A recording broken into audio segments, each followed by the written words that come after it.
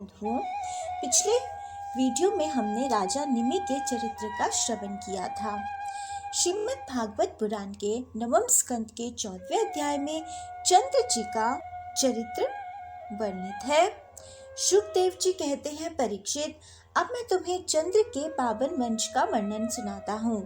इस वंश में पुरुरवा आदि बड़े बड़े पवित्र कीर्ति राजाओं का कीर्तन किया जाता है। सहस्र सिर वाले विराट पुरुष नारायण की नाभि सरोवर के कमल से ब्रह्मा जी की उत्पत्ति हुई। ब्रह्मा जी के पुत्र हुए अत्रि। वे अपने गुणों के कारण ब्रह्मा जी के समान ही थे। से दिग्भयो अभवत् पुत्रः सोमो अमृतमयः किल विप्र औषध युडुक गणानाम ब्रह्मणा कल्पितः पतिः। उन्हीं अत्रि के नेत्रों से अमृतमय चंद्र का जन्म हुआ। ब्रह्मा जी ने चंद्रमा को ब्राह्मण, औषधि और नक्षत्रों का अधिपति बना दिया। चंद्रमा ने तीनों लोकों पर विजय प्राप्त की और राजसूय यज्ञ किया। इससे उसका घमंड बहुत बढ़ गया और उसने बलपूर्वक बृहस्पति जी की पत्नी तारा को हर लिया। देवगुरु बृहस्पति ने अपनी पत्नी को लौटा देने के लिए उनसे बार बार याचना की, परंतु वे इतने मतवाले हो गए थे कि उन्होंने किसी प्रकार उनकी पत्नी को नहीं लौटाया। ऐसी परिस्थिति में उसके लिए देवता और दानव में घोर संग्राम छिड़ गया। शुक्राचार्य ने बृहस्पति जी के द्वेष से असुरों के साथ चंद्रमा का पक्ष ले लिया और महादेव जी ने स्नेहवश समस्त भूतगणों के साथ अपने विद्या गुरु अंगिराज के पुत्र बृहस्पति का पक्ष लिया। देवराज इंद्र ने भी समस्त देवताओं के साथ अपने गुरु बृहस्पति जी का ही पक्ष लिया। इस प्रकार तारा निमित्त से देवता और असुरों का संहार करने वाला घोर संग्राम हुआ। तदंतर अंगिरा ऋषि ने ब्रह्मा जी के पास जाकर यह युद्ध बंद कराने की प्रार्थना की।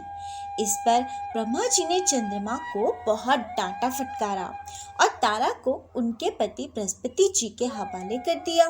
जब बृहस्पति जी को मालूम हुआ कि तारा तो गर्भवती है, तब उन्हें बहुत क्रोध आया और उन्होंने उस गर्भ को त्याग देने की आज्ञा दी। अपने पति की बात सुनकर तारा अत्यंत लज्जित हुई। उसने सोने के समान चमकता हुआ एक बालक अपने गर्भ से अलग कर दिया। उस बालक को देखकर बृहस्पति और चंद्रमा दोनों ही मोहित हो गए और चाहने लगे कि यह हमें मिल जाए। अब वे एक दूसरे से इस प्रकार जोर जोर से झगड़ा करने लगे कि यह तुम्हारा नहीं, मेरा बालक है। ऋषियों और देवताओं ने तारा से पूछा कि यह किसका पुत्र है, परंतु तारा ने लज्जावश कोई उत्तर ना दिया। बाद में ब्रह्मा जी के पूछने पर तारा उन्हें बताया कि यह चंद्रमा का पुत्र है। इसलिए चंद्रमा ने उस बालक को ले लिया। ब्रह्मा जी ने उस बालक का नाम रखा बुध, क्योंकि उसकी बुद्धि बड़ी गंभीर थी। ऐसा पुत्र प्राप्त करके चंद्रमा को बहुत आनंद हुआ। इसी पुत्र के द्वारा ईला के गर्भ से पुरुरवा का जन्म हुआ, जिसका वर्णन हम पहले सुन चुके हैं। पुरुरवा और उर्वशी में परस्पर मोह हुआ। उर्वशी ने पुरुरवा से शर्त रखी कि वह कभी भी रात्रि में अपने कक्ष के अलावा कभी भी उन्हें नग्न नहीं देखेगी, और उसने पुरुरवा को 2 भेड़ के बच्चे दिए, जिसकी रक्षा करने के लिए उससे कहा गया। लेकिन एक बार जब पुरुरवा और उर्वशी रात्रि को विहार में लिप्त थे, तो कुछ गंधर्व आकर उन भेड़ों बच्चों को ले जाने लगे। उर्वशी ने जब गंधर्वों के द्वारा ले जाए जाते हुए अपने पुत्र के समान प्यारे भेड़ों की बै सुनी, तो वह कह उठी कि यह पुरुरवा तो रात में स्त्रियों की तरह डरकर सोया रहता है। देखो लुटेरे मेरे बच्चों को लूटकर ले जा रहे हैं।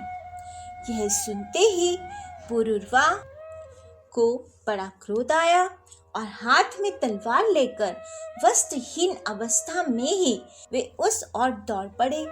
गंधर्वों ने उनके झपटते ही भेड़ों को वहीं छोड़ दिया और स्वयं बिजली की तरह चमकने लगे। जब राजा पुरुरवा भेड़ों को लेकर लौटे तब उर्वशी ने उस प्रकाश में उन्हें वस्त्रहीन अवस्था में देख लिया। बस उसी समय वे उन्हें छोड़कर चली गई। उर्वशी के जाने के बाद पुरुरवा बहुत समय तक उसके वियोग में दुखी रहे और एक बार जब उन्हें पता चला कि उर्वशी को पुत्र प्राप्ति हुई है तो वे उससे मिलने गए। तब उर्वशी ने उनसे कहा कि तुम इन गंधर्वों की स्तुति करो, यदि ये गंधर्व चाहें तो मुझे तुम्हें दे सकते हैं। तब पुरुरवा ने उन गंधर्वों की स्तुति की। उसकी स्तुति से प्रसन्न होकर गंधर्वों ने उन्हें एक अग्नि थाली दी। राजा ने समझा यही उर्वशी है, इसलिए उसको हृदय से लगाकर वे एक वन से दूसरे वन घूमते ही रहे। जब उन्हें होश हुआ तब वे थाली को वन में छोड़कर अपने महलों में लौट आए और रात्रि के समय उर्वशी का ध्यान करते रहे। इस प्रकार जब त्रेता युग का आरंभ हुआ तब उनके हृदय में तीनों वेद प्रकट हुए। फिर वे उस स्थान पर गए जहां उन्होंने वह अग्नि थाली छोड़ी थी। अब उस स्थान पर शिव वृक्ष के गर्भ में एक पीपल का वृक्ष उग आया था। उसे देखकर उन्होंने उससे 2 अरणियां बनाई। फिर उन्होंने उर्वशी लोक की कामना से नीचे की अरणी को उर्वशी को पुरुरवा और बीच के काष्ठ को पुत्र रूप से चिंतन करते हुए अग्नि प्रज्वलित करने वाले मंत्रों से मंथन किया। उनके मंथन से जात वेदा नामक अग्नि प्रकट हुआ। राजा पुरुरवा ने अग्नि देवता को त्रिविद्या के द्वारा आह्वानीय, गार्हपत्य और दक्षिणाग्नि इन 3 भागों में विभक्त करके पुत्र रूप से स्वीकार कर लिया। फिर वशी लोक की इच्छा से पुरुरवा ने उन तीनों अग्नियों द्वारा सर्व देव स्वरूप इंद्रियातीत यज्ञपति भगवान श्री हरि का यज्ञ किया। शुकदेव जी कहते हैं, परीक्षित, त्रेता के पूर्व सतयुग में एकमात्र प्रणव यानी ओमकार ही वेद था। सारे वेद शास्त्र उसी के अंतर्भूत थे। देवता थे एकमात्र नारायण और कोई ना था। अग्नि भी 3 नहीं केवल एक था और वर्ण भी केवल एक हंस ही था। परीक्षित, त्रेता के आरंभ में पुरुरवा से ही वेद त्रयी और अग्नि त्रयी का आविर्भाव हुआ। राजा पुरुरवा ने अग्नि को सनातन रूप से स्वीकार करके गंधर्व लोक की प्राप्ति कर ली।